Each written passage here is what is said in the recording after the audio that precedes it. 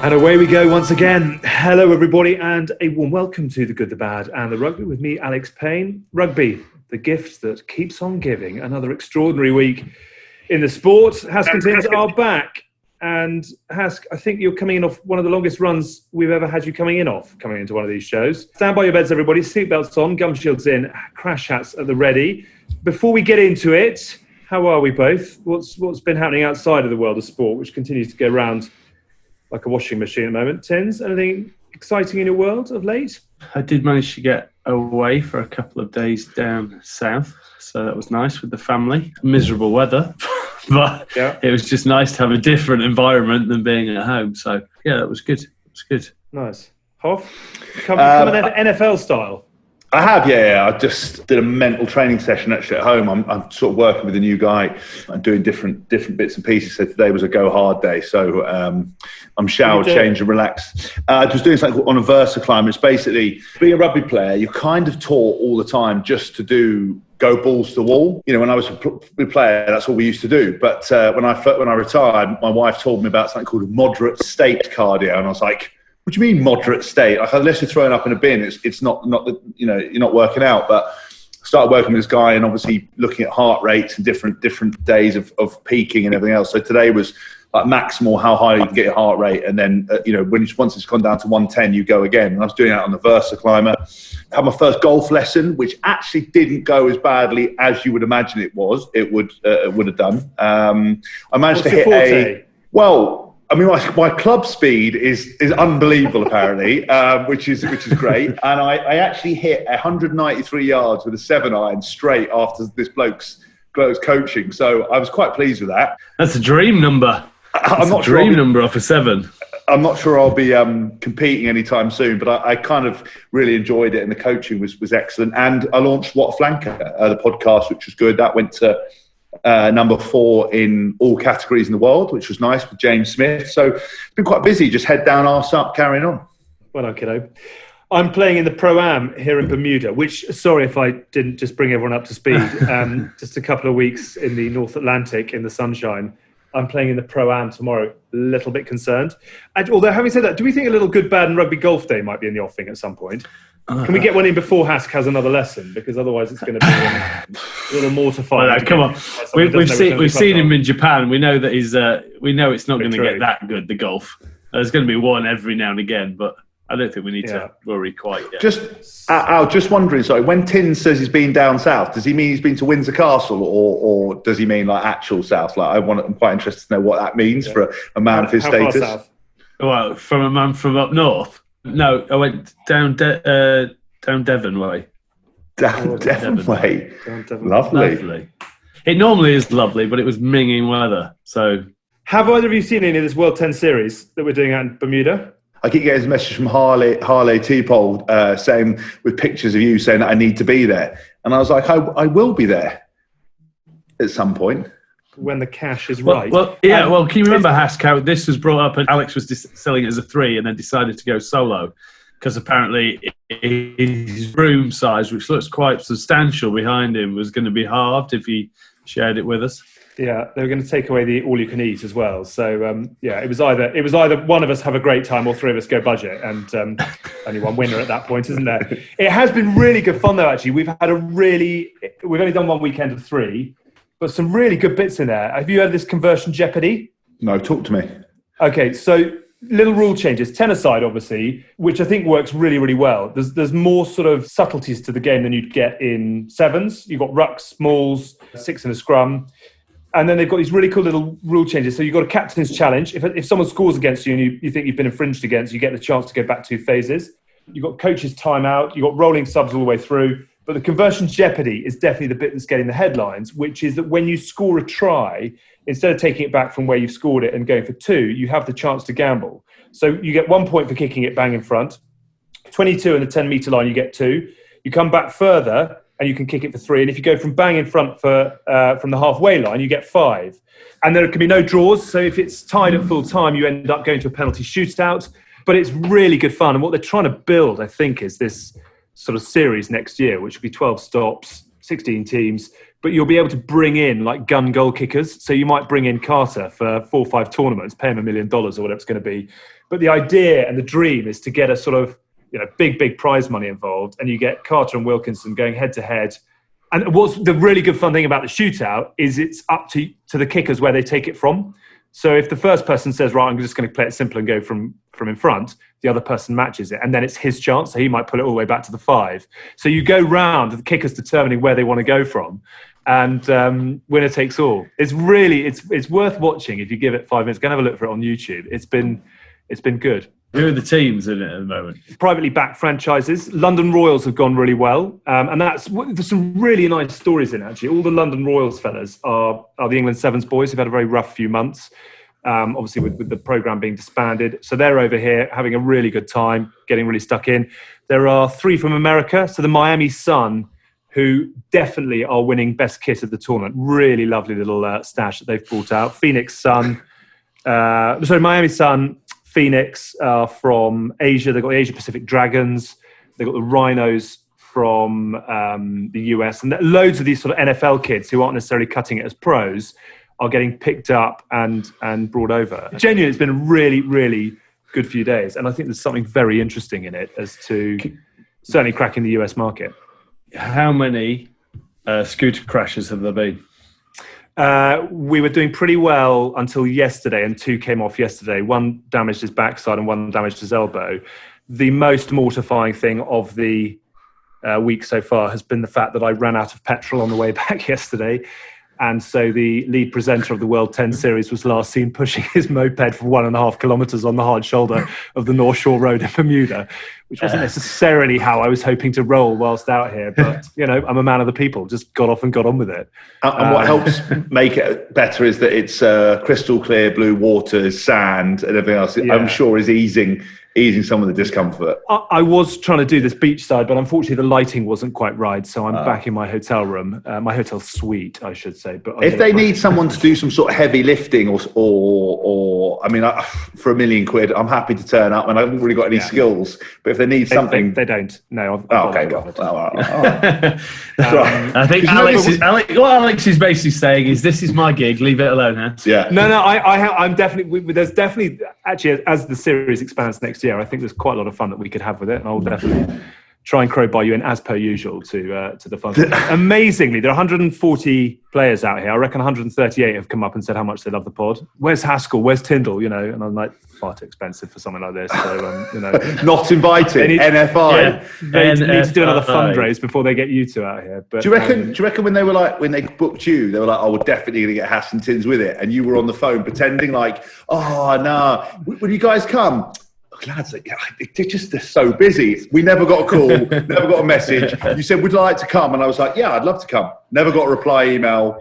I'm like the canary down the mine. I'm just testing things out for you, first of all. And if I come back alive, then we'll VIP canary, choking on caviar and stuff like that. It's like, oh, the canary's died. Why is that? Oh, it drunk too much champagne. Someone's got to do it. Someone's got to do it. But Eddie Jones. Eddie Jones recently came out and said that this 10 format or a 13-man format was what he thought international rugby should go into to create more of a buzz. So it's quite nice that they're pioneering it. A bit like that Rugby X, which was a massive success at the O2, but due to COVID, all the wheels have fallen off on that. I think this has been really, really interesting. Actually, Eddie would be brilliant at something like this. Some really good players out here as well. So Fodes is out here having a run around. The most interesting thing is playing in a hot climate is how quick everyone is to take their tops off. And Ben arrived day one, ice white teeth, ice white socks, ice white boots, and I don't think has been seen wearing a shirt since. It's just sort of there's a lot. So there is a role for me there. So there is something I can do. It's been a lot of fun, and we're presenting from the Bacardi bar. It's beers in the build down show. It's. Do I need a DJ? Yeah, quite possibly, actually. Yeah, quite possibly. After party. I'll send the PJ. We'll have you out in no time. Okay, you can be the DJ. I'll just be the barman. Yeah, you have to share the drink, though, Tins. You have to share the drinks. That's half the problem. Yeah, anyway, check it out. Have a look. And if you do like it, we'll find a way to crowbar you in. I'll tell you how we get on the Pro-Am tomorrow, Tins. You'd definitely be up for that, I think. Listen, on this week's show, we were sort of bounding around having a few guests, etc., and people to talk to and people to interview. But actually, there has been a hell of a lot to go at this week, not only with Exeter, well done to them. And it was brilliant to see, the double done. I felt awfully sort of empathetic to Wasps. It was heartbreaking for them, but it's a great story, the one that Exeter have been on, having gone and done the double. We've also had the slight mare of England's opening game of the autumn called off after the 12 Barbarians players, including obviously the ex-England captain Chris Robshaw, a slightly unauthorised night out on the Wednesday of the week, going for dinner at Sergio's Italian restaurant in central London.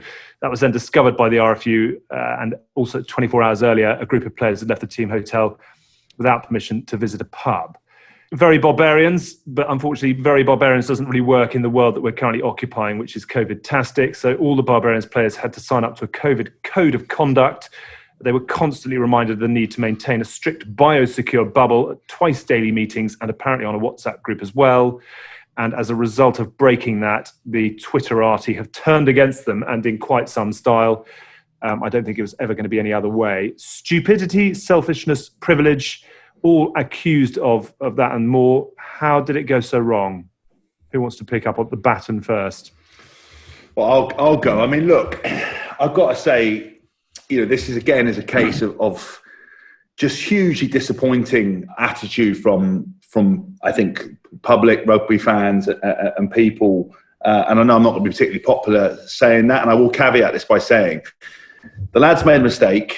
They fucked up. They put their hands up. But can we just examine the mistake they made to start with? Because, I've never been more disappointed in kind of fellow teammates and current players and ex-players so eager to throw former teammates and people under the bus. And, the context in these situations is always lost. So from someone's perspective who has lost their livelihood, has lost loved ones because of COVID, because of financial, they're very angry.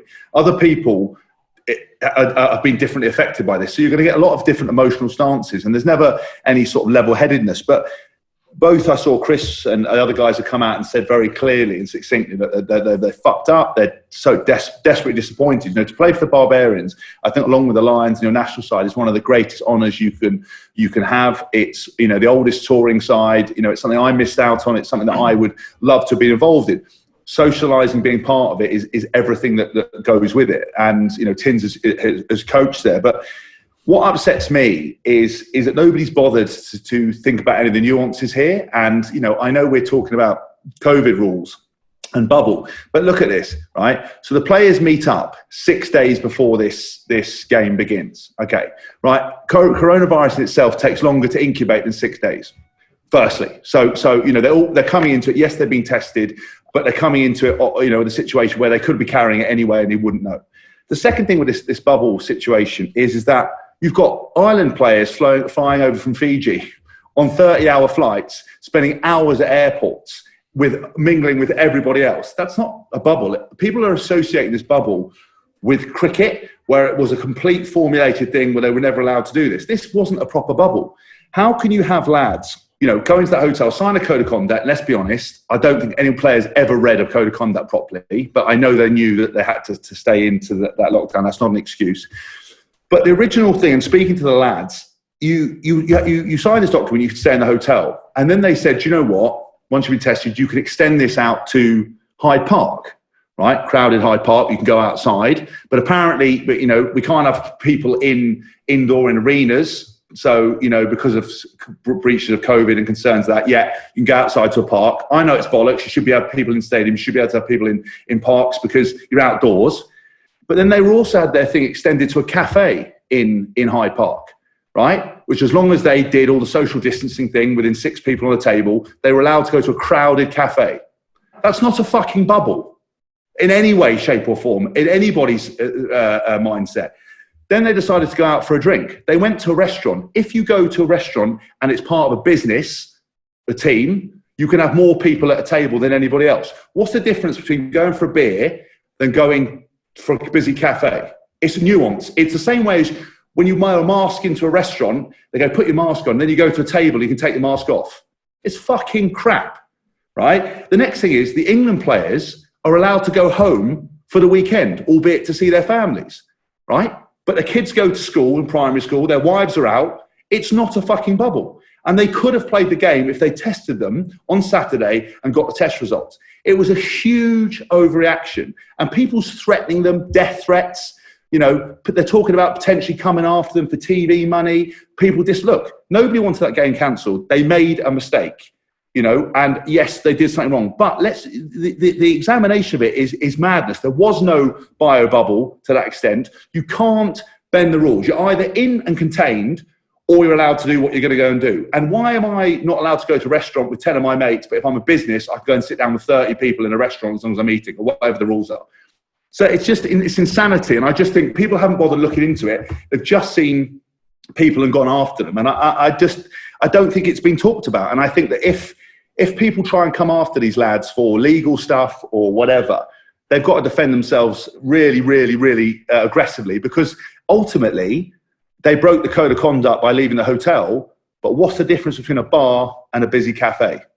There isn't any. And, you know, for England players to go home, that's not a bubble. It's not a bubble, as the cricket players thought. It's a fictional fucking thing. It's bureaucracy at its greatest. And if people have been calm and stopped overreacting and actually thought, listen, we'll test these guys. And you know what? The boys have been tested. They haven't got it. None of them got it. It's not like they got COVID and were fucking cartwheeling around, spreading it to everybody. They didn't have that. And I don't think anyone was rational or calm. And it's bollocks as far as I'm concerned. Right. Do wish you get off the fence sometimes.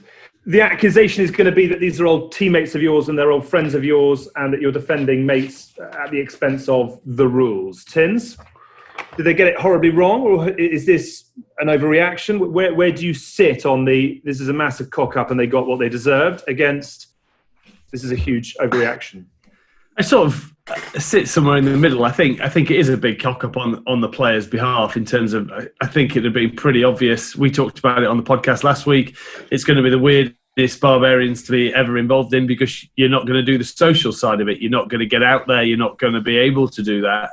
I assumed they would be in a bubble where they wouldn't be allowed to go home. They wouldn't be allowed to see anyone. They'd only be allowed to see a training field. And clearly what Hask has just said there, it wasn't the case, which does create confusion, which is the general norm of how we all have to deal with COVID right now, depending on where you are, how you're feeling on that day. Is basically depends on what you can do in the world, and you never know what's right and what's wrong. But I cannot agree with anyone abusing them about it. I can't get on board with that. We always preach on here to be kind to people, and that doesn't stop even when people make mistakes, and especially when they make mistakes and they apologise for them.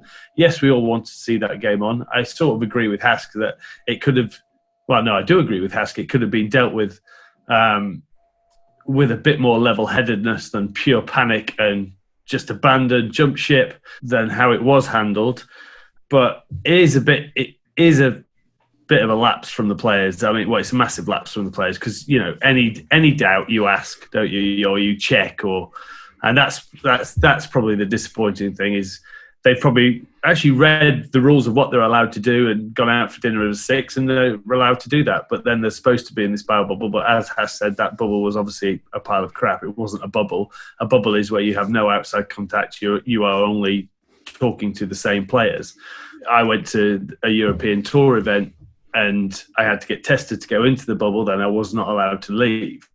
I don't believe, you know, the players that were involved, that there was definitely no intention and no malice, and people will go, oh, well, I could have just not gone out for a beer this one time. But I would have probably thought they weren't really thinking they were doing anything wrong, and their lapse in judgment was not making sure that whatever they planned on doing was okay first.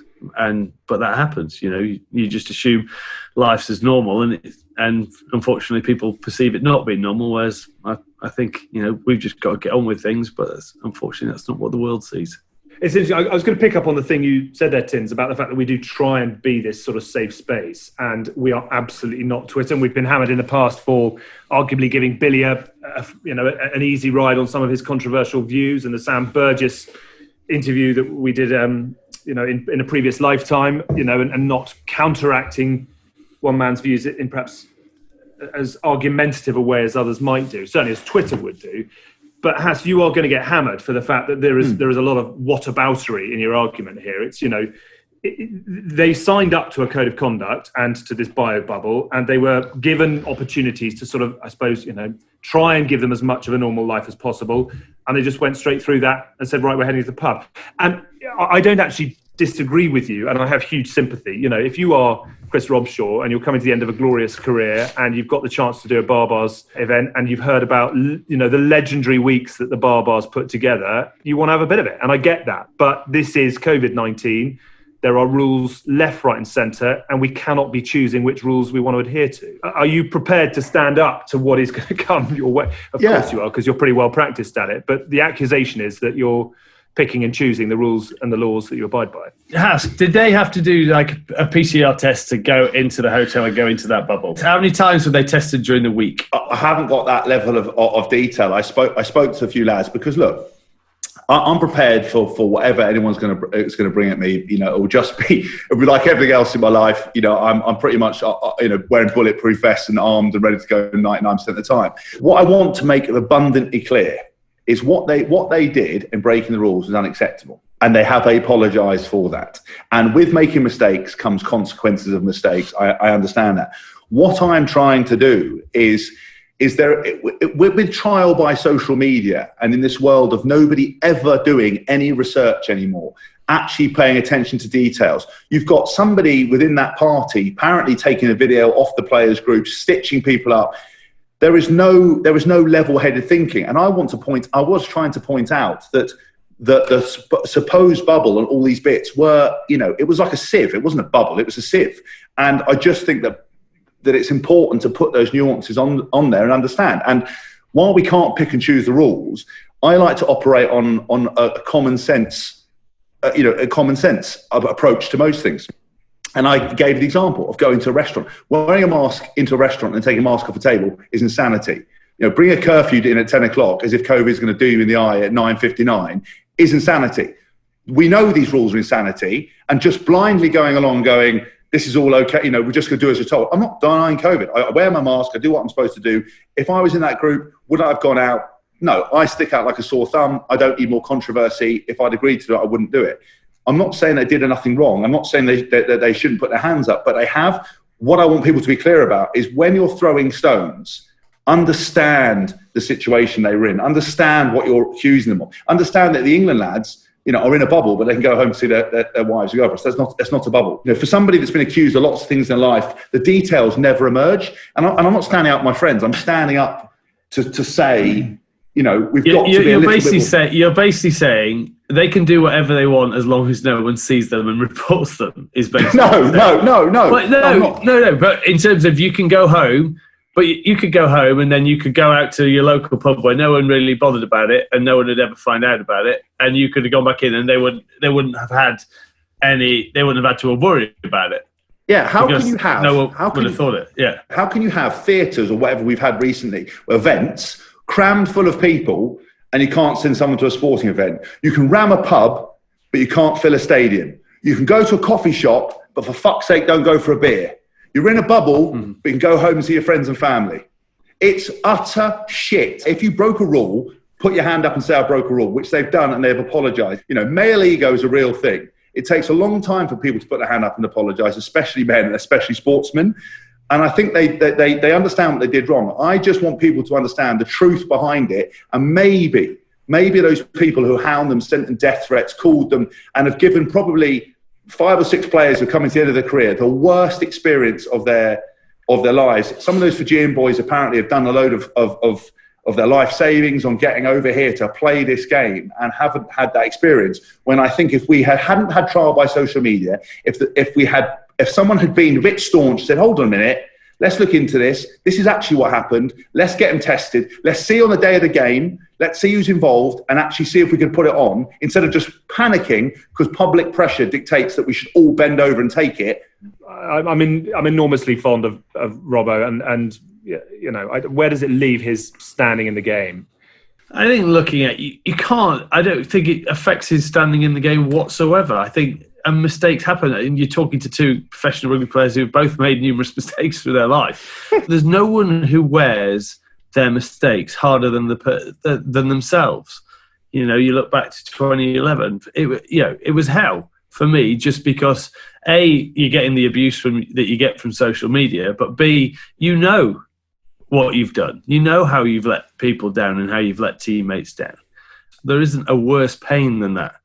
knowing that you were the cause of letting down your friends, your peers. So they will be hurting more than anyone can think. And by calling them, or sending them death threats, or calling them whatever you want to call them, they're not going to be that bothered about it, because they'll already be hurting as hard as they can hurt for the situation they're in. You know, if someone like Robbo, you know, this perfect way for him to finish his career over here, great send-off, he'll be absolutely devastated. And, you know, there's not a bad bone in that man's body. So then you don't need to then jump on board and slap him when he's down, because that's not going to help anything. It's not going to change the game, bring the game back for the following week. Yeah, hopefully any other events that are going to put on, or games that are going to be put on, people will learn from this, in the fact that when you're in that, you generally can't do anything, and you've got to err on the side of caution. Now, they should have known that. I mean, this is the one thing where I won't let them get away with. They should have known that. But to then vilify them... So that is interesting. Do you think they knew it and did it despite, or do you think they genuinely just thought... I'm not entirely sure. They would have probably understood how strict they had to be, but by the sound of thing, it was quite loose to a certain extent. So then it could be an honest mistake through confusion. I mean, but this is why then you should have had...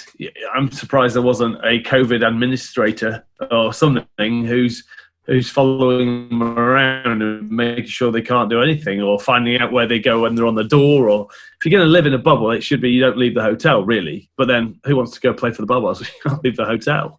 It's a difficult one in a very difficult time, and unfortunately, they can't really get that punished for it. Their punishment is how they feel about letting people down, and believe me, that hurts enough. Yeah, and if it's something gets But they're talking about punishments. I mean, you know, one of the players, main name I spoke to, they're talking about long bans. They're talking about, you know, potentially coming after them for TV money. They're throwing all these things around because people are very upset. And, you know, as Eddie Jones said, if you watch any of the stuff on social media that the England team are doing, which I think is brilliant, you know, he's addressing the players, talking about an opportunity to bring excitement, to bring happiness to people who've had their livelihoods and things change. And there is a lot of anger because, you know, people live their life through sport because it is a holiday and a mental break from their own lives, which may not be going as well as they want to. But, you know, Tins, you've hit the nail on the head. I can't remember the last time a set of players got a game cancelled. Like, you know, like talking about like doing stuff. Like, I mean, we almost got 2011 World Cup cancelled, right? But that was for us. You know, these guys, you know, they have brought the biggest dishonour to a Barbarian side ever. Like that is something that doesn't go away. They're sitting there, and that goes somewhere to do that. Exactly. But you know, Barbarians are burning hotels. I mean, you saw that the president talking about, you know, he'll never drink right-handed again, and they burnt the thing down, and you know, wardrobes getting exploded. All these things that go on. We've actually globally got a game cancelled. Loads of people have lost out. It's a haunting experience. And I think, yeah, they fucked up. They genuinely made a mistake, but in quite an obscure, weird situation where the nuances of it, as I said, what's the difference between a cafe and a pub? The rules are the rules. You know, the difference is that you've been told you can go to a cafe and you've been told don't go to the pub. People who blindly follows orders, that's why you get world wars. People just head down arse up, just following. I think we'd have gone to war if they'd stayed in the cafe and not the pub. No. But the point is if you blindly follow what people say with nobody putting their hand up and saying, "Hold on a minute, just explain to me why I can go to." And as one of the boys told me, that this cafe that they went to in Hyde Park was rammed to the rafters with people. Right? Explain to me Explain to me how you can leave and go home with your family.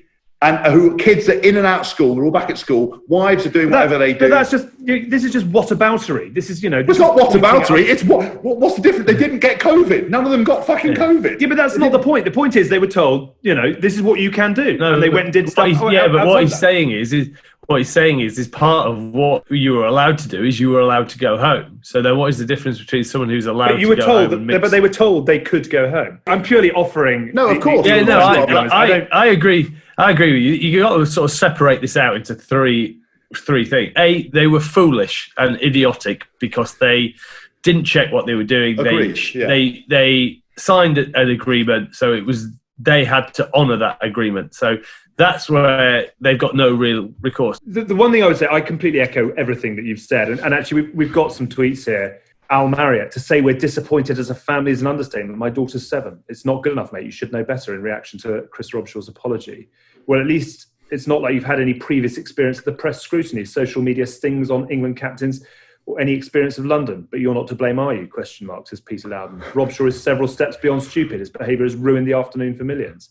I agree. I abhor everything that Twitter offers as a reaction point to this kind of thing. And I get it that people are hugely disappointed. They have been idiotic. But it is... I don't actually have a massive deal with any of those tweets that you read out, because they're not threatening. They're just pointing out the obvious. And a part of the thing of being stupid and putting yourself in that position is you've got to expect those rules. They're not... Yeah. I don't think they're nasty. I mean, some of them are petty, but at least they're not threatening and abusive. And I think that's where you go beyond. I mean, you're saying something that everyone knows and the players knows. So it's just annoying from a player's fact. But if that drives it home a little bit, but then if you go beyond that into absolute nastiness, that's unacceptable. But also, what people always forget about all this stuff is that they think their problems are as big a problem to everybody else as theirs are to them, if you know what I mean. And it's like, it's just, all I ever ask for is just a bit of context and a bit of like calmness, and to remember that we are all objectively seeing the world in a different view, and we all objectively come from a different place. So if I had COVID, I had lung problems, long COVID, I'd lost my job, I don't have a job, but whatever, I don't know what I'm doing to make some money, but whatever I'm doing, if I'd lost all those things, I can understand. If my one weekend was set on watching the Barbarians play, and 3, what I perceived as, or 7 or 11, whatever, as privileged people did it, I could understand it. But then you read a lot into what those people are saying. It's emotional blackmail. They are cleansing themselves by dumping stuff on other people. Like my daughter's, it's like, I mean, what do you possibly think? The guy's like bad enough already. He's ruined everything. I don't think until you've been under media scrutiny, until you've got people calling you up, blowing your phone up, coming knocking on your door.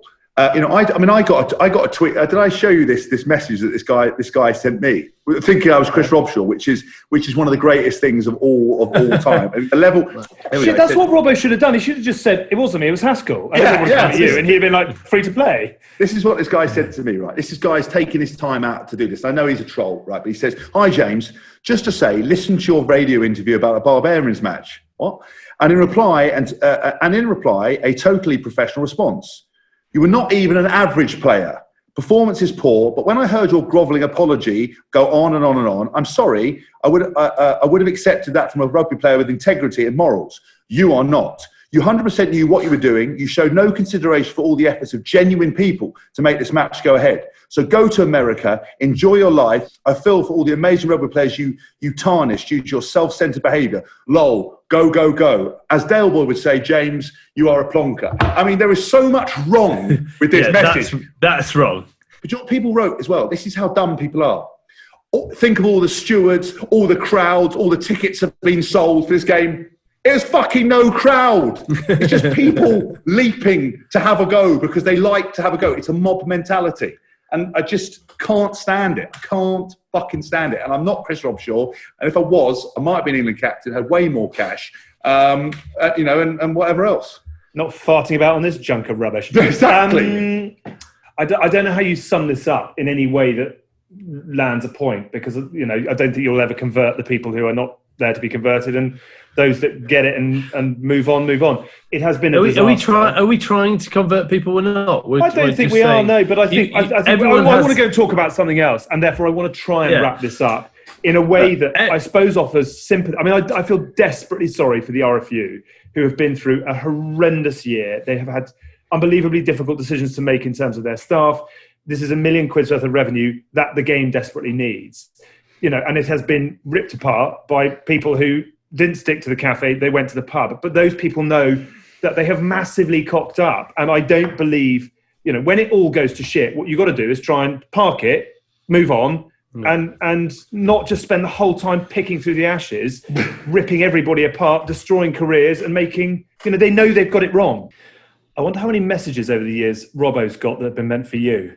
I shouldn't think I don't know. if that's the case. I told you that time that I went into the stadium and a bloke, I sat down there and it was one of the internationals and I wasn't involved. I got a ticket, one of the media guys gave me a ticket and it was something in like the South Stand or the North Stand. I'm sitting there and this bloke sitting next to me goes, and I was like, all right, mate. He goes, it is, isn't it? I went, what? And he goes, it is, you are, aren't you? And I was like, I don't know what you're talking about, mate. He goes, you are Chris Robshaw, aren't you? And I went, no, I'm not. Right. And then he looked at me and he was like, you are. And I was like, I'm not. Right. Watch the game. Watch the whole first half. He never went, oh, who are you? He was convinced I was Chris Robshaw and that I was such an arsehole that I had to leave at half time and go and sit with the other lads because I couldn't deal with the awkwardness. And later that evening, I went to the ship with a few lads and they thought I was Chris Robshaw then and people were asking me for photos. And I was so bored of it and drunk. I was touching birds on the bum. I was giving it all that. So Robbo's reputation all round there is completely mud. I told 3 lads to F off, groped a load of girls, all none of the guys of Chris Robshaw left. I didn't grope anyone before anyone else. I don't do that. No wonder he's had so much shit. All the people who've been thinking that you were he and he was you have come out to maximise on this. Yeah, exactly. It's an utter clusterfuck. It's, yeah. I don't know. At least you got Chris Robshaw. When I was on a holiday, a guy bumped into me into the sea, and then he did exactly the same as what he did to Hask, and he thought I was Wayne Rooney. He was like, "How's your leg?" I was like, "Fine." You saw me run into the sea. What do you mean? He's like, "Well, you are him, aren't you?" And I'm like, "Who?" He's, Wayne Rooney. I was like, I'm leaving. Get the fuck out of here before I kill you. Daz got really rattled that he went up to him, Steve, and it was like, Steve. They thought he was Steve Thompson. He's never lived that down, Daz. That is not BLT. I'll tell you what, Steve Thompson would have been very happy about that. Very happy. Dozza, not really. Doesn't really work back in his way, does it? I don't think we've cleared that up, and I'm not sure we've dealt with it necessarily. Anyway, I tell you what we have done is open. I tell you what we have done is open me up for a load of abuse. But do you know how you get around that? Is you just post a video and turn the comments off, and people have to really angrily email you. I fucking hate you. Okay, thank you. There are no winners. It is desperately sad. Young England players. Simon Raoului was saying that a number of the Fijian players now can't link. I mean, it just is a clusterfuck, and sometimes you just got to go. Yeah, that didn't go well, and no one wins. Let's go and focus on the next thing rather than pick through it. Time out. You are watching and listening to Hask on a Rant on this week's Good, the Bad and the Rugby with me, Alex Payne, alongside Hoffleberries and the Lord. Don't forget you can sign up to our social media sites, Instagram, Twitter and Facebook. That is the first place you'll find out about guests, competitions and a range of merch, which is coming up very soon, apparently. Do get in there if you'd like that. Tap in Good, Bad and Rugby.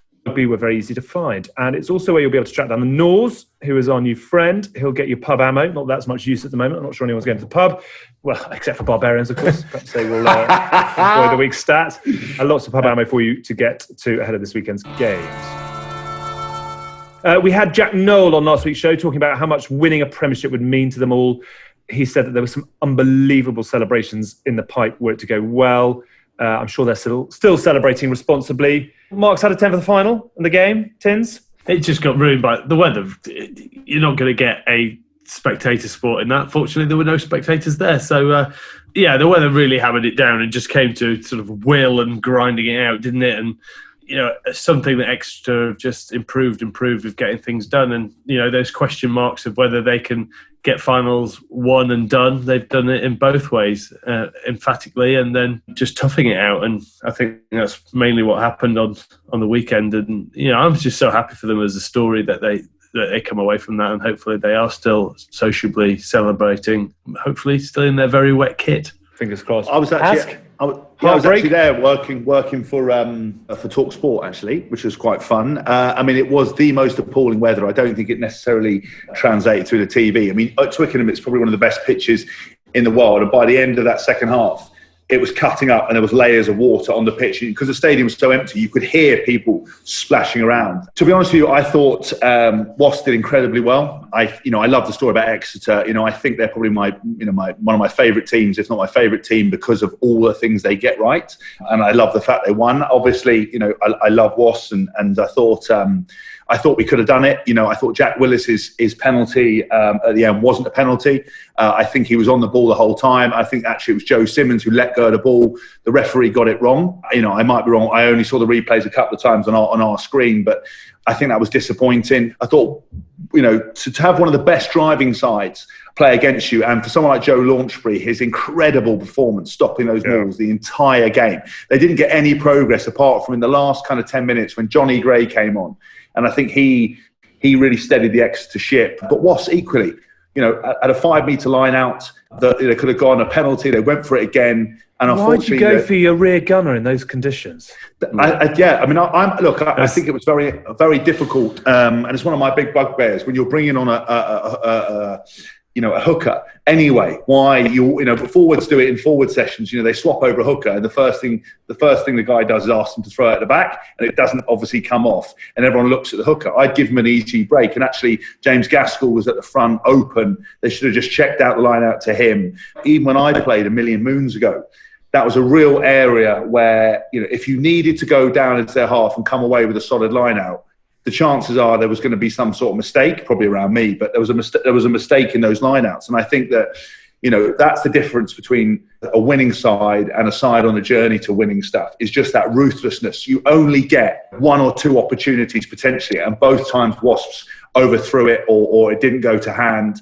I think they were so close to potentially scoring. And then, interestingly enough, if you knew the lineout was a bit dodgy, could you have taken it back, gone for the post, gone for the draw? But then potentially would have still lost by 3 points because the guy came in the side of the line out. But I don't know. I think Wasps did incredibly well. I think the forwards really fronted up. But Exeter, they get the job done. They never look overly flustered. I thought Henry Slade's beautiful outside break was silky, something to behold. And it was just great to see how excited they were. And I love. One of the best highlights for me was obviously, the Wasp boys went off dejected. And I thought it's so funny you have to award yourself your own trophy and own medals. It really is 2020 bargain basement, go and collect your own stuff. But I love the fact the Exeter boys, they celebrated, and went down and did the press photos. And then they sought out all their teammates on the bench, all the guys who had travelled down, and just shared the whole moment with them. And it just goes to show the kind of real positivity. But I think Wasps will be back. I think they're in good hands with Lee Blackett. I think if they can get this ruthlessness in those areas and keep it together, they'll definitely be a force to reckon with. We're going to come back to Lee Blackett. I'm sorry, we're going to come back to Exeter, but I do want to ask you about Lee Blackett because, funny enough, I remember him as a player. You must have played against him, Tins, back in the Rotherham days. He was sort of a back three player who wore gumboots or looked like it and wasn't terribly fashionable in the way that he played the game. And then took over at Rotherham. And I remember covering the Championship with Sky as he sort of made his way. And he did an unbelievable job with the Titans. I mean, they were leaking players and cash and all sorts of problems. And he got into the playoffs every year. They never quite had enough to get past a Bristol or an Exeter. But you could see then he was a really talented coach. But did either of you spot him coming in for Dye, who I know had a huge impact at Wasps and did so much for that club? But did either of you see the job that Lee Blackett has done coming? I did and I didn't. I think, because, Dye, I think did a great job for so many years, but I think he's a big character. He's very much the head man and has guys underneath him who, I think someone like Lee is, often it's the same as players. We talked about, some coaches need to be, able to be set free. Some people don't like the kind of, overly kind of critical or intense environment. I think Dye was very demanding of people around him, and I think that Lee was not that long removed as a player, not that long removed as working with Rotherham, and I think he really captures what the boys are about. And I think what doesn't get talked about with Dye is the amount of trouble and problems there were off the field, and he spent such a long time having to address all of those things and all those demands because of the character he was. And I don't think is it true he once paid to fill up the team bus on the way home? Yeah. I mean, talk about it in my book, What a Flank. That they went to take the generator. They went to take the generator, and it was only because Dye came out. And obviously, it was a bit like Tiananmen Square. Dye the size of a tank, and these two guys on a lorry to lift it off. Dye was like, "Fuck off, mate! You're not taking it." They left. Otherwise, they would have taken the generator because the bill wasn't paid, and the place would have run out of electricity. And often, we did end up training in the dark in the mornings, and all the ice machines would flood and whatever. And he had a really stressful job going into bat. Hence, I had to take the players on strike. But I think with Lee, when the pressure's coming on and I think people are giving the messages that, if you don't lose, we're not going to sell tickets to the stadium and all this pressure. According to Lee, the boys are just so intense and tight that what he's done is he's brought back a real level of enjoyment, a pressure-free rugby. I think he's removed himself from all the other stuff off the field, and whatever's happening is happening with that. And I think he's a genuinely good man. I think he wants players to enjoy themselves. And I think he understands exactly what Eddie Jones has said about the cognitive health of players. Back in the day, you were all expected to be a certain level. You were all treated the same. Now with the modern player, it's a lot more about, where they're mentally at, how they're performing, are they enjoying what they're doing, and understanding what makes each one of them tick. And I think he's captured that with Was. I think, he was always, when we played very well with Was, his attacking game plan, his mindset was really acute. He was very spot on with a lot of that stuff. He had some very good ideas. And, every player now from Was, you look at it, they talk about loving this team, loving this environment. And I think he's done brilliantly well. And he's genuinely, a really, really lovely bloke. So pleased for him. Do you play against some Tins? Northern boys together? I must have done, but it was a long time ago. But what about the job he's done? Well, there's no doubt he's done a fantastic job. As Hask said, you can see when they take that many quick tap penalties and how fast they want to play the game out. There's no fear about making mistakes in terms of what they do, which is a great place mentally for a player to be in, whereas you feel you have that freedom to express yourself. I think he's done a fantastic job. I think just on the weekend, if you look at their lineups, that they lost 6 out of the 11, and against a team like Exeter in those sort of conditions, if you can't get your set piece really iron tight, it makes it very difficult. Well done, Lee, and well done, Wasps. What about the X? Do you think that the Chiefs are still on it? By the sounds of things, what Jack was saying last week, I think they will still be on it, and they've deserved it, I think, for this season. So may it continue. There was a very interesting line I think it was from Charlie Morgan in the Telegraph, just about, and forgive me if it wasn't, but just about Rob Baxter being interviewed post the game.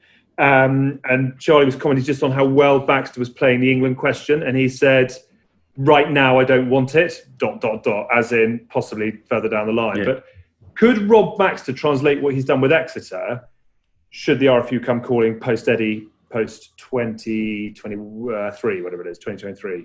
I think it's a difficult question because I don't necessarily see him as that sort of coach. He's definitely not an Eddie Jones. He has created his own sort of environment of what he wants to succeed, and he puts the players that fit into that environment in there, rather than at England, you're generally picking your best players and then you have to adapt to how you fit them in around. Obviously, you will have a plan of how you want to play and you'll pick the best players to do that. But it's very hard to then create that atmosphere when it's not done organically back from every day, being together every day. It's like when the conversation about Dean Richards and Dean Richards being an England coach. If you looked at his success that he had at Newcastle, it was mainly about recruitment and finding the right players that he could get. Now, you don't do that at England. You have the choice of the players that you pick. But then if some don't suit what you want, then it makes it a trickier job for you. So I'm not sure. I just think he's brilliant in a way. He holds himself and everything always finishes on a positive. It's never negative. He never blows up at anyone.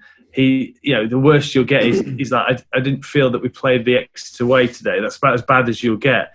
And his favourite quote of mine was, it just didn't seem like the lads were having fun out there today. So we need to go and make sure we have a talk about that and how we get the fun back. I'd love to play with a coach where, he's just wanting you to enjoy every second of yourself being on the field. It would be a different step now.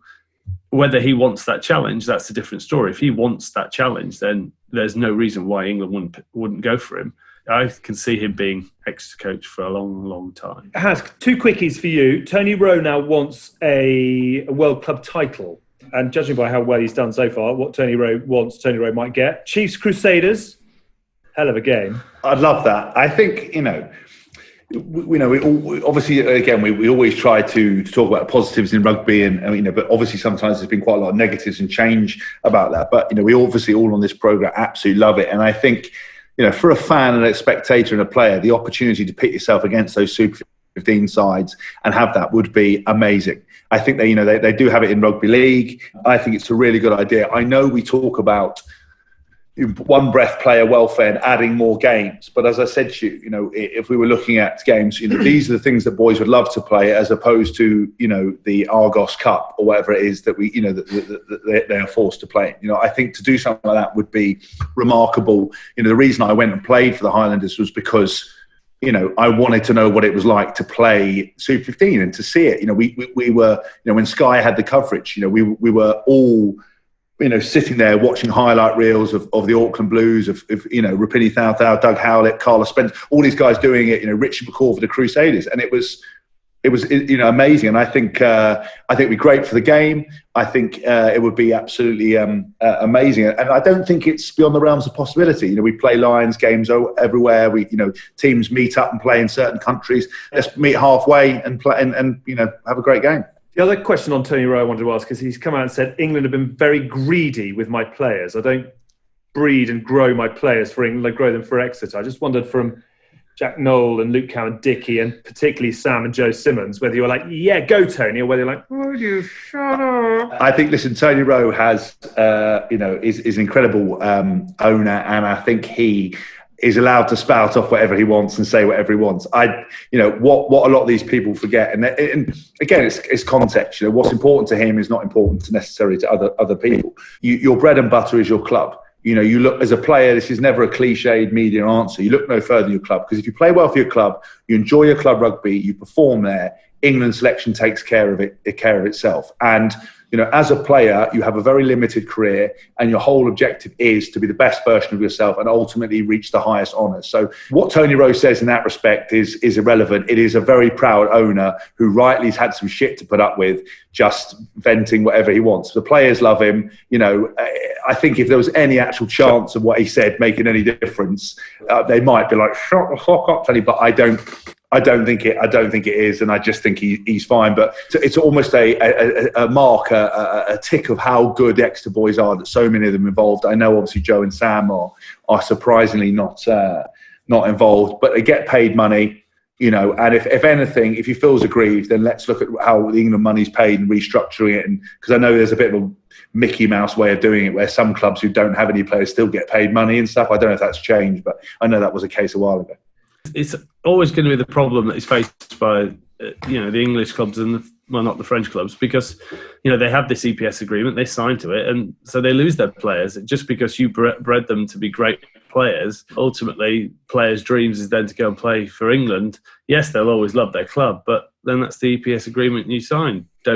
If you're that bothered about it, don't give them as much access.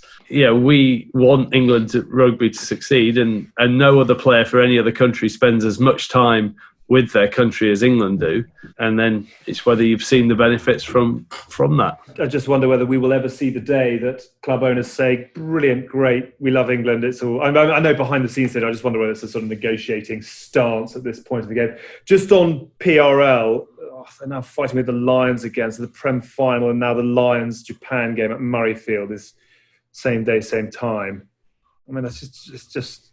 And Prem Rugby won't release the Premiership players because it falls outside of the official test window. I mean, as somebody who thinks Lions is the most special thing in sport, it just breaks my heart that we cannot find a way for everyone to... Surely this has got to be an easy fix. Surely it's got to be an easy fix. What, move the Lions game to the evening if you release the Prem players? Yeah, well, yes. Plus a bit of cash. Yeah, of course. I mean, money always talks. I just wish that they could do it behind closed doors. And come out and say, great, right, Prem players released. We're going to have this on the Sunday as opposed to the Saturday. We're all getting on. Just the fact that it gets played out in public the whole time is just soul-destroying. Here's a rare idea for them. Why don't we identify who actually runs the clubs, who is in charge of what, who's in charge of World Rugby, who's in charge of Lions, and why don't they sit around a table and actually have a chat? If this happens, there's no... But they can't, because... San Diego Summit or whatever it was. Yeah, but people are making decisions. Right? People are cashing checks that they can't, or writing checks they can't cash. Because there is no way that this should ever happen. Like, it happens every time. Every time the Lions come round, there's a debate, right? And the fact of the matter is, every player would give his back teeth to play for the Lions. Why don't we why doesn't someone take some action and make some tough decisions and cut some shit that we don't want and put these things in where players do want? Give the Lions the best opportunity to win at all. Because what happens is when they don't win at all, everyone starts pointing fingers. It's not good for the game. If the Lions don't win a series, it's right. Is that the Lions over? It's either one Every way time. or the other. Yeah, you're right, Tins. I just don't get it. And it's like, but the problem is that because nobody knows where the power lies and what the situation is and who runs who and who runs that. And because we now live in 2020, and again, this comes back to the very first start of the show, and I've used this example before with big brands, that if you post about a work for a company, you post about something and you get 100 comments and 90 of them are positive and you get 10 that are bad, right? Companies' now reaction is to shit their pants, you've got to take the post down, we've got some negative. When people are always going to be upset with everything, but you've got to make some tough decisions. And until these people sit down and go, do you know what? We're going to move that. This is going to be here. We're going to do this and have some joined up thinking. We're never going to get anywhere. And it just goes round and round and round and round. And it's just pointless, all of it. Just be such a lovely statement in early 2021 with all the crap we've had this year, if we could have a really cheery press release from PRL saying, go the Lions, take the players that aren't involved, good luck, and Lions saying thank you so much for the players, and we're now playing at a different time. We're all going to share the same audience but not overeat each other. Yeah. Hask, you two should go into administration. Well, why don't we put the good, the bad rugby just in charge of all of this? Yeah. Should we make so much cash that then we can sort of sponsor the Lions? And there's a fag packet idea, but let's work on that. Let's see if we can take over the game. If only there'd been a global break in the game that you could have actually sat down and created a whole system that would have worked. Yeah. I just don't know when that would have possibly been, but it would have been pretty easy to do going into next season. Yeah, imagine if you had a pause all rugby in 2021 again. Yeah, exactly. Well, it's just crazy. If they'd have thought about it during that lockdown, the games would be finishing. They could have played their autumn internationals, and then everyone could have had a break, and you start afresh in February. Everyone around the world starts at the same time, working to the same thing. Not saying use the format that we came up with on our show, but using a format that will then benefit so that this shit doesn't happen anymore. If only. But also, can I just point one thing out, Al? Because I know you genuinely care about this stuff, like I genuinely care about the game. But it's like when we come on these shows, and obviously we give an opinion, and we want the audience to enjoy ourselves. I don't want anyone to ever be confused that I'm that arsed about any of it. Like I've got a view and opinion, but there's not one point I'm going to go, I just don't think I can leave the house. All this nonsense going on in rugby, because by definition, it's just such silliness. But your point there is exactly right. My point is, I am going to leave the house because I'm fucking sick of it. I'm just so bored. I can't. I've got other things to do. If you can't sort it out, I'm going to go do something else. Yeah, and that's the problem. If loads of people do that, then the game doesn't grow. But that's what's happening. That's what's happening. Where's the superstars? Where are the superstars? Yeah. Jesus, I'm out. But the fact is, us three idiots in a shed are getting more audience share than half the live game. Certainly than, yeah, I don't know. Let's not go there. Right, lots of other things to quickly fly through. Well done, the Red Roses. They're already the Women's Six Nations champions. And actually, well done, Scotland, who held the French to a 13-all draw. That's a hell of a result for the Scots, actually. But Simon Middleton's score going very nicely there. Huge games this weekend to decide the Six Nations. There's a bit of Fermat's last serum required in order to see who's going to win what, but who's going to hold the trophy come full-time on Saturday? At least it's a great Saturday. That everyone has actually got a chance. There's 3 teams that still have a chance technically of winning it. And England, France, Ireland. France just look classy still. And I don't think Ireland are going to beat them in France. So I think it's in England's hands to go and, they need to score a fair few points against Italy, but looking at the game on the weekend, they will do that. I was sat there at the weekend. I watched, obviously, Scotland, Georgia on Friday. I'm going, this team cannot possibly come into the Six Nations. And then you watch Italy play Ireland and well, this team shouldn't be in the Six Nations. So that debate will rage on for as long as you want. But I do think Georgia were down on a few players, weren't they, that were still playing in the French league. So I'm going to give them the benefit of the doubt on that. I think England will go and put 50 on Italy and then they'll be in the driving seat. But the good thing for Ireland is they will know exactly what they need to do going into the game, because obviously with the way they haven't scored many tries in Paris in the last few years. And Russ Petty was highlighting the fact they scored 3 or 4 in 6 years or something. They need to bring Dricko back out of retirement if they're going to get a 4-pointer, I think. A little bit of the old hat-trick action. Yeah. So England for you, the title? Yeah, I think so, yeah. Hoff?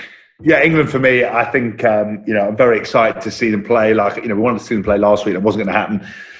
We're going to see him this weekend. I love it. I love I'm interested to see his selection this week. I know he's rattled a few feathers with they're not putting Joe and Sam Simmons in. But I saw a picture on Instagram about all the back row potentials. And, I was so excited. And I almost commented because people were like, look at all the wealth of talent. And I thought, imagine how shit it was when you're left with me, Robbo, and Henry Faree as your options. Now, if anything, you've got too many sevens. Do you remember you had to make me a 7 and everyone was like, he's not a 7. Now you've got too many 7s. What are you going to do? What are the Norses going to do? If anything, he was spoiling you. So I'm really excited to see, who he goes with, how he goes out there. But I think, again, for what I said, the way he wants to play, the fact that, everybody sitting at home wants to get behind the nation. And I think England will go ahead and win it, I think. But, I would say that... But I think I agree. I'm not sure that Ireland can beat France. But they've got great coaching staff. They've got some great players. They'll be massively motivated. They will have seen France, batter Wales and in that warm-up game. And I think it'll be interesting to see how they go. And I think it was probably them playing against Italy or whatever, and not and battering them was not probably quite a nice little warm-up, good contact, getting a few lads in, as opposed to going against Wales and France. Because it was probably a more competitive game against Wales, will have played a few bits and pieces. Again, Dupont for me is the key to that French side. Stop him. You can stop them. So I wouldn't always bet against Ireland, but just the way France played and the old Sean Edwards effect. They're back you wouldn't bet against Ireland, but to go and get... to go and actually guarantee they win it, they have to go get 4 tries. That's a tall order. When was the last time? Actually, we need to ask this to the North. When was the last time a Sean Edwards defence conceded 4? Don't know. There you go. There you are. The North. Yeah. Possibly in the World Cup against the All Blacks. Third place playoff. Okay. Do you believe Eddie in terms of what he says around the Simmons brothers, or do we just think he's just... Can they be brought back in for the autumn series? Yeah. Is there another reselection of the squad? Treat them mean, keep them keen. They've had an unbelievable sort of emotional roller coaster over the last few weeks. Have a week, enjoy yourselves on the pop, celebrate it properly. They're not needed for Italy. Let's have a look at them in the Autumn Nations Cup against Georgia. I think you've hit the nail on the head. You're asking. So Sam Simmons has been out in the mix for a while with England, right? Obviously, he's been incredible, and I think he's a brilliant player. Joe Simmons, would never start coming into England against Italy, because you need, England are there to do a job, and for lots of reasons, England need to win that. I think, they started the Six Nations badly. And all the pressure was on Eddie. I think you want to go and get that result. You're not going to, George Ford is out, I think, or maybe still be out this week. Maybe, I don't know. Owen Farrell steps up to 10. You're not going to displace Owen Farrell. It takes a while to understand the way that you need to play as an international 10, the nuances and everything else. So I think you're exactly right. I think these boys will definitely feature. Who's played better, Umang or... Yeah, but I don't think it's about that. I think Umang has been in the squad already and has impressed, and therefore you can get him up to speed faster. Yeah, that when you've been given that length of exposure and put them in, and the nuances and pitting them against, so when the bin juice are running against the starters, and that developing into that role, and just the fact it's such a culture shock going into international rugby, and any player, once they finish an international series, before they thought they had rugby sussed, they then finish an international bit and go, Christ, I've got a long way to go, and that happens throughout your career. And I think those boys will 100% feature. But I think it's about doing a job now, not getting carried away, and then resetting and reforming to go again. And you're right, Amunga's been in there for a while. That's what I love about Lee Blackett as well. He's got Lima Sapawonga on the bench, who I thought when he came on did brilliantly. He came on at fullback. But, Amunga was fantastic, showed real confidence, that beautiful line to score a try, and what more do you need? And actually talking of what's good luck to friend of the show, Jack Willis. Are you gonna be all right? Yeah, I think it'll be really good. I'm interested to see how Eddie takes him. In terms of whether he tries to get into him or not or whatever. But I think I tried to, when we interviewed him for the RPA Awards, I tried not to overplay it, but I saw firsthand what a difficult time he had. He came over here probably last summer, or maybe right at the beginning of this summer, and just before I think they were getting back playing or whatever, and he was. He really struggled. There was, a point where I think he was, touch and go whether he was going to come back. His knee healed, his ankle healed. He then had to get another surgery on his ankle, to get that right. It wasn't, and I think it was really testing his patience. He spent however many months in the rehab, section. Which any rehab section of a team is a very dark place, and some of his fellow teammates had to retire because their injuries didn't heal. And I think he really felt the pressure. So then for him to come back. To do what he did so well, everything now is a real bonus, and I hope he really enjoys it. He thoroughly deserves it, and I think that back row is amazing. Ben Earl's been an absolute fire, has quietly got on what he's done. Tom Curry, World England Player of the Year or whatever, and nominated for World Cup Player of the Year. It's rammed before you've even started. So I think hopefully he enjoys the experience, and again. This is maybe a little thing to get involved. Will he feature against Italy? I don't know. Will he go with a steady hand to get the win, to seal the job, and then build into these autumn internationals then potentially? Because at 9, do you think he's just going to let Ben Youngs finish it off, 100th cap, win the Six Nations, and then bring some young blood in? Because it's great to see Dan Robson in there, but... Outside that, still not seeing a Spencer, still not seeing, I don't know, Harry Randall, someone like that. Alex Mitchell's in there. But that's probably still learning his trade a little bit, isn't it? More than actually going to play. The thing with Ben Youngs is Eddie. I said before. Tim spoke. I interviewed him for the What a Flanker podcast about this particular stuff because I could never understand why.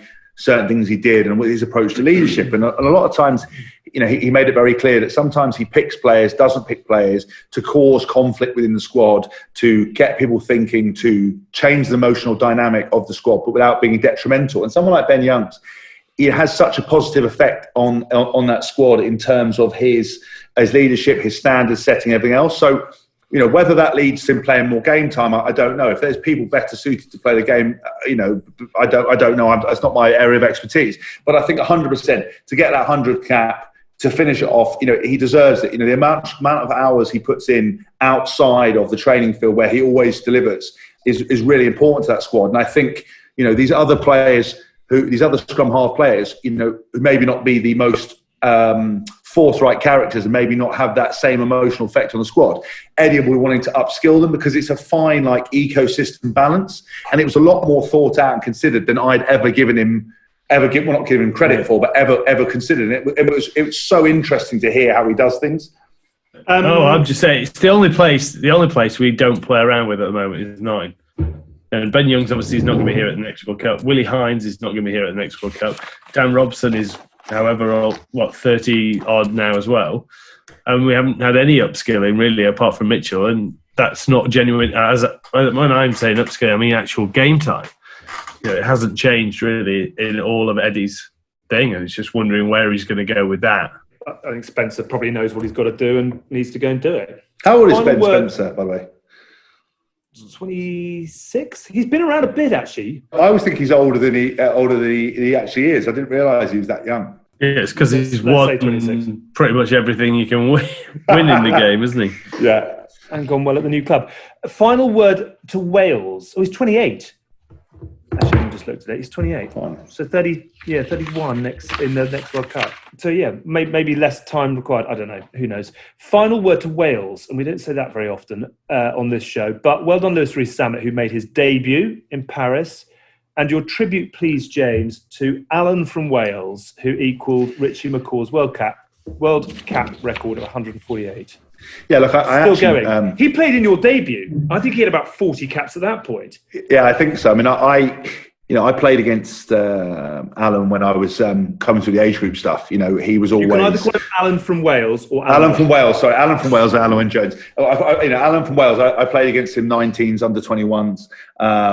And, you know, when I almost signed for the Scarlets and went down there, one of the reasons to going down there was to not Scarlets, sorry, the Ospreys, going down there was to work with him, you know, and everybody always talked about his attention to detail off the field, his like extras, the desire to be better. And I messaged him when I saw that, because it makes you sort of self-reflect as well and look at yourself and go, you know, what he's achieved is incredible. To go for that length of time in that position, to play the way he plays. I think as well, his character on that team, you know, I'll never forget, and I know this is an off-field thing, but when England played Wales at the Millennium Stadium and they lost, and we were in the, we won for once, and we were in the post-match, and the president of Wales, I think he'd had a few sherbets, and he got up and basically said, well, you know, the boys let themselves down and all this stuff. I went really hard at the players. I watched Alun from Wales get up, took the president over and just went to him, mate, it's fucking bullshit. And the president was like, what? And he goes, don't ever say that we let the boys down, ever say, and went in like real hard. And I love that. I admire that in somebody to go and speak to the hierarchy and say, listen, we didn't play the best, but don't ever question the fact we've let ourselves down. We haven't let anybody down.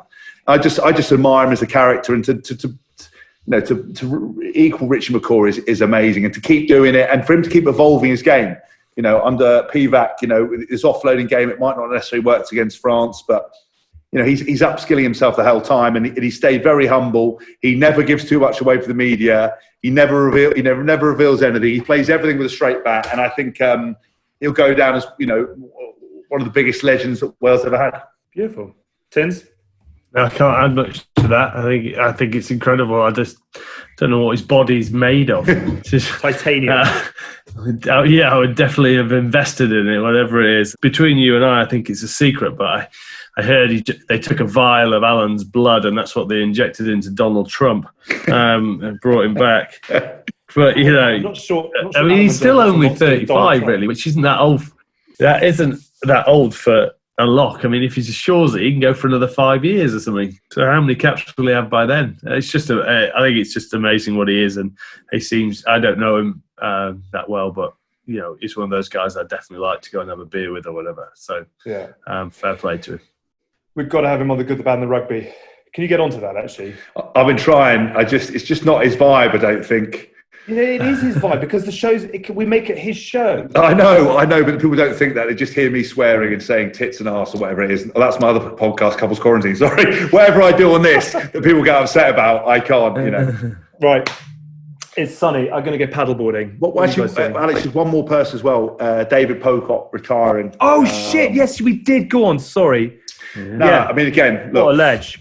What a career. You know, I think he redefined, you know, the way the back row players play, you know, same with Richie McCaw. You know, I think him and Hooper made such a formidable back row partnership. And again, he's somebody that I spent hours watching and learning from, you know, and he is somebody that, you know, there's very few back row players that would have that such an influence on the game. And, you know, time and time again, especially when England played Australia, yeah, if you don't deal with Pocock, you know, you're in trouble. And I think he's done so much for the game in terms of his stance on homophobia and all this kind of other stuff. And I think he should enjoy his retirement. Well. Conservation, yeah, I think, yeah, and all this stuff. And I think, look, he's only, what is he, only 30 or something? Is that right? Or 32?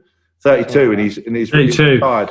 Yeah, 32, and what a career! Like I can't speak about the guy highly enough. You know, on the field, he was an ultimate competitor. Again, you know, put me and him side to side. We're talking chalk and cheese in terms of personality. So I kind of wanted to know what he was like, and then I came up and spoke to him after the game, a bit like a whirlwind, and I could see him sort of backing off into his locker, sort of getting out, like, you know, get away from me. You're the antithesis of everything that I ever want to communicate with. What I sort of think of Pocock is he strikes me, and it's one for young kids to and players who are playing professionally now to look at, is he always seemed to have the balance of his life very as his priority.